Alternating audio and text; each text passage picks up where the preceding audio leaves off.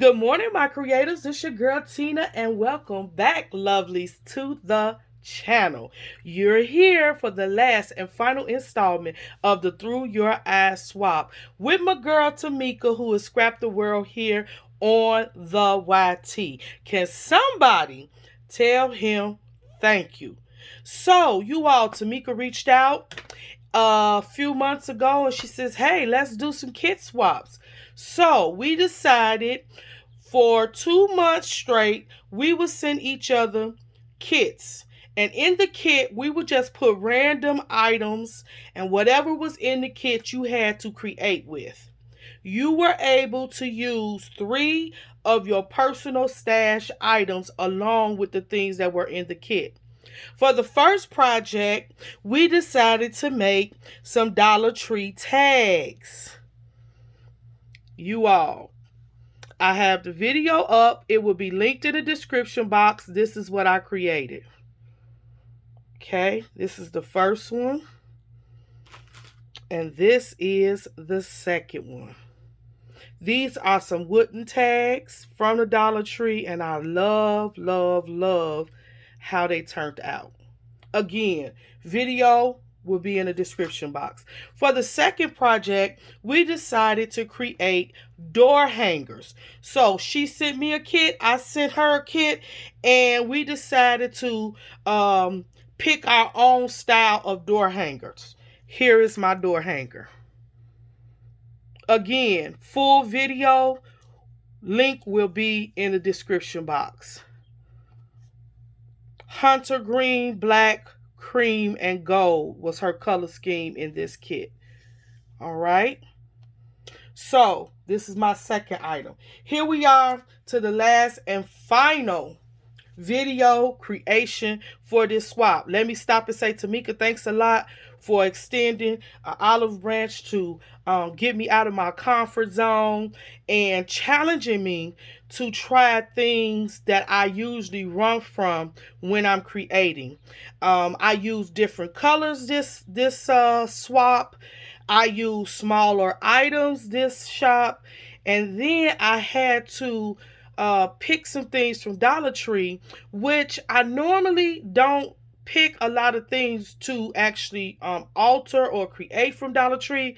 I'll buy things from Dollar Tree that I could use around my craft room, crafting tools, or different elements that I could use in projects. But to actually go to Dollar Tree and to say, oh wow, I'm going to alter this and make it something different, I don't do that a lot. So I appreciate you just sharing with me the fact that for just $1, you all, you can make beautiful art, right?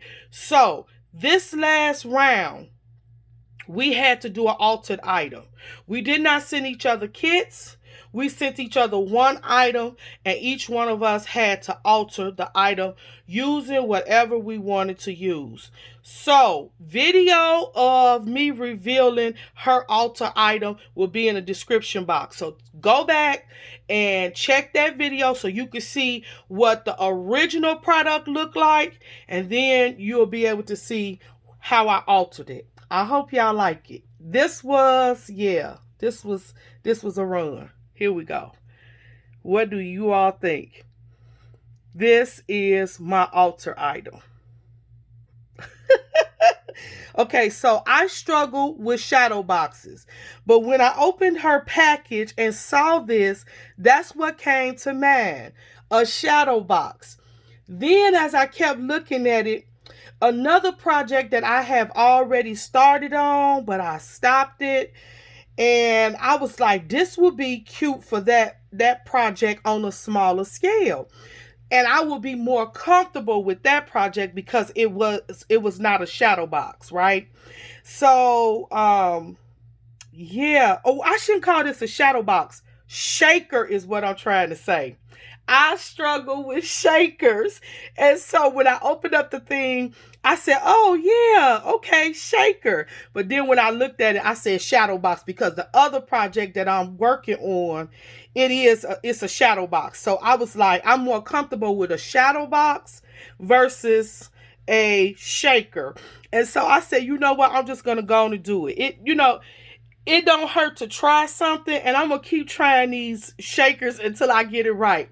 I have tried so many times and I just don't like, how they turn out. But I am getting better. Let me say that I am getting better. So what did I do with this box? The first thing I did with this box is I sanded all over, inside and outside. That was the first thing I did. I took off the top finish coat of the wood, and then I primed it, just sewed it all over 3 times. And then I took some of this apple barrel lilac mist acrylic paint, and I painted it inside and out 4 times. And then what I did, you all, I took some 110-pound cardstock, and I used this wilted violet oxide ink and dusty concord. As you all can see, let me just say this right now, because I know y'all see stuff just rolling everywhere. That's these balls. I'm telling you, these balls right here, they gave me the flux. Where them things at? You know, the ones you get from the dollar store. These, I love them. I tried them. I bought my first bag. This is my first bag. These things is everywhere. But anyway, I used wilted violet oxide distress ink and the dusty concord distress ink. And I took that sheet of cardstock and I, inked it all the way up. And this, in the inside of this box, it is a 3.5 by 3.5. Yeah. 3.5 by 3.5 measure. Okay, after I inked it up and I did the dark at the bottom and I did the wilted violet at the top, okay? I don't know if you all could see that. All right. Then I took this little speckle stamp, Hey Don, that was gifted to me by Don H Creates, and I stamped that all through the sheet. Can you all see it? All right. Then after I did that, I did water drops. Okay. I did the water drops with it.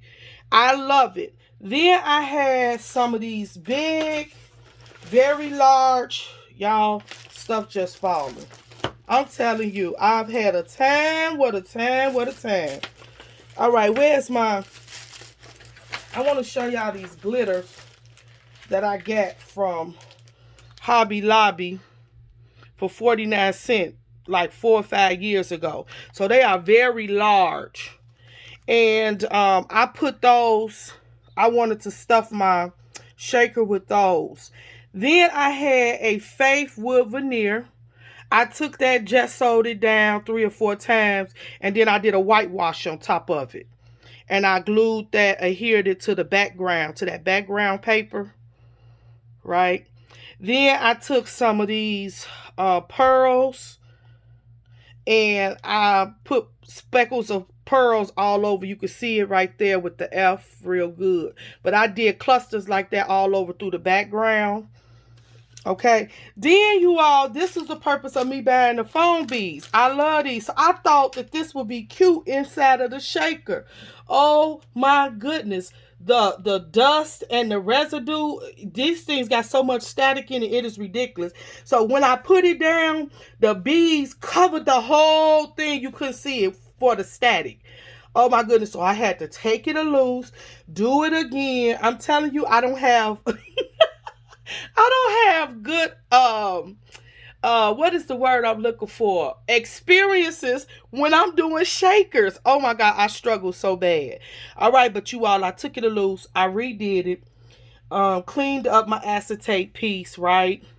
Then after I laid it down, some of these little balls would not come out. Yeah, I couldn't chase balls, y'all. Really? Okay, so I left those in there. And as you can see, I just adhered and stuck to the acetate. It's too funny. All right, so then I took a sheet of paper and cut it 4 by 4, because that's the side of the outer box. And then I went in a 1/2 inch and made and cut out the inside to make a frame to go on top, because I struggle with hiding the adhesive when I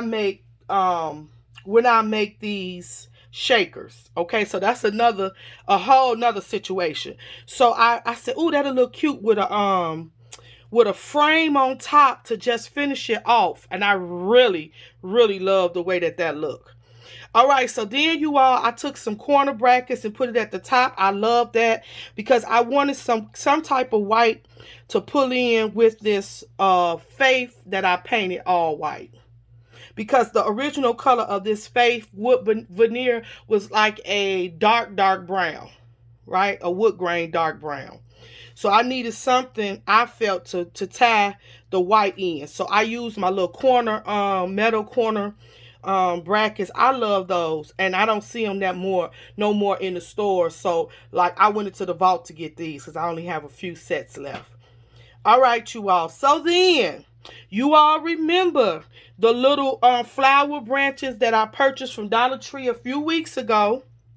I took that and just nipped a little piece off, adhered it in a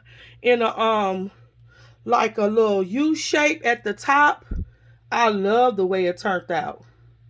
And then you all look, I just took those beads and I just put them all in different places. I love the way that it turned out. I really do. And then I put two flowers right here. I thought they were just cute right there. So no rhyme, no reason. I really do like the way that it turned out. I struggle again with shakers. But let me say, if I did not struggle with this acetate sticking to these little staticky balls and the little dust that's in there, I would really, really love the way that this shaker came out. This would have been one of my best shakers. Well, I'm going to say this is one of my best shakers thus far that I've ever created. So like I said, I'm getting better as I do it, but I think what happens is because I struggle so bad, I tend not to do shakers.